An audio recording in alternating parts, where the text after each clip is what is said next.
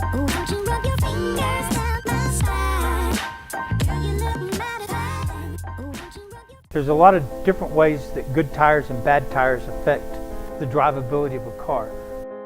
First of all, car tires have got to fit, because if they're too big in diameter or too small in diameter, they throw the speedometer off, which can cause you to get speeding tickets and stuff like that, because you're going 5 or 10 miles over the speed limit already, not realizing that your tire size is also adding another 5 miles, or taking another 5 miles off of that, so that when you're driving down the road, you think you're doing 60 and the speed limit's 55, but you're actually doing 65, which gives you 10 over and allows them to write you a ticket.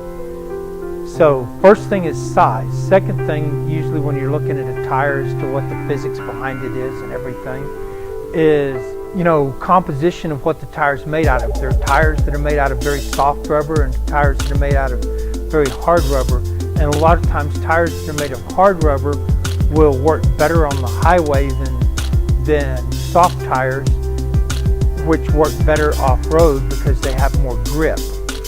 But soft tires tend to wear out a lot faster and will become dangerous quicker because they'll wear thin.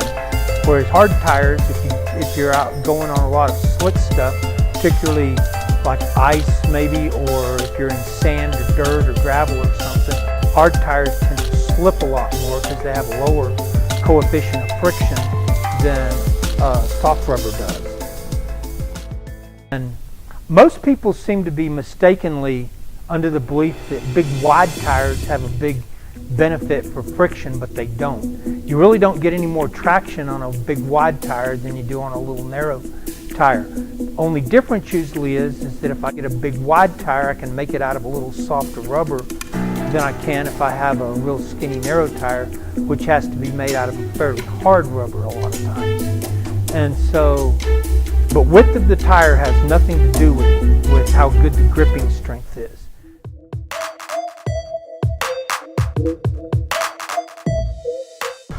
It's important to have good tires to make sure you stay safe, make sure that traction is optimum, make sure that hydroplaning, things like that are diminished. You also have other people on the roads with you also, so you want to keep them from getting involved in accidents and stuff too. So that's the biggest reasons. Do you have any like simple tips that people can just follow with tire safety? Sure. You should check your air once a month. When your air temperature, when the temperature goes up, gets hotter, your temperature in your tires will raise, and that will actually make the air pressure raise. When it's cold, it does the opposite. And it's about every 10 degrees will affect it by about a pound of 1 PSI. Get your air checked once a month is kind of what they recommend. Rotate it, or rotate your tires every 6 to 8 months. Every time you get your tires rotated, or if you get an air check, don't be afraid to ask a professional, hey, how my tires look. I know at our particular location, we will do a tread depth on them and show you exactly where you're at now as compared to where they're new. And a lot of times we'll go ahead and show you on a chart, show you on wet traction, how they're now. Going 60 miles an hour, stopping as fast as you possibly can on basically a rain-slicked road. It's a 16th inch of standing water. We had an independent lab do a test, and we've got those findings from where they were new to where they are now. And it's very helpful for a lot of people. I hope that helped. Yeah. All right. Excellent. Fingers down my spine. Girl, you look mighty fine. Won't you rub your fingers down my spine? Girl, you look mighty fine. Won't you rub your fingers down my spine? Girl, you look mighty fine. Won't you rub your...